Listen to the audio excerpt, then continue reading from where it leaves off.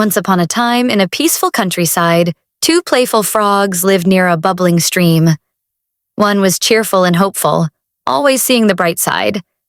The other was a bit gloomy and often gave up easily. One sunny afternoon, as they hopped around the farmyard in search of adventure, they leapt through an open window of a farmhouse.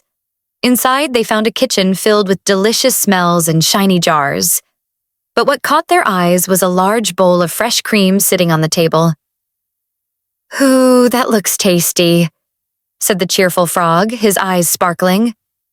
"Let's take a closer look," agreed the other frog. So they jumped onto the table and peered into the bowl. But, splash! Before they could blink, both frogs had slipped right into the creamy liquid. At first, they laughed. "What luck," said the cheerful frog. "All this cream is ours." But soon they realized they couldn't climb out. The sides of the bowl were too steep and the cream was too soft to push against.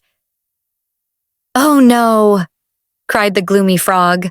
"We're stuck. We're going to drown." He paddled a little, but quickly grew tired. "There's no use. We'll never get out of here," he moaned. But the cheerful frog wouldn't stop. "Don't give up," he encouraged. "Keep kicking. If we stop, we'll sink for sure." So they kicked and kicked and kicked. The gloomy frog sadly gave up. "Goodbye, my friend," he sighed and slowly sank beneath the surface. But the cheerful frog refused to stop. "I won't give up. I have to try. I must try," he said to himself. He paddled and kicked with all his strength over and over again. The cream swirled and splashed, but he didn't stop. Then something amazing began to happen. With all that churning, the cream began to thicken, then harden, until plop! It turned into butter. "Wait a minute," gasped the frog, his feet finally finding something solid beneath him. "I can stand."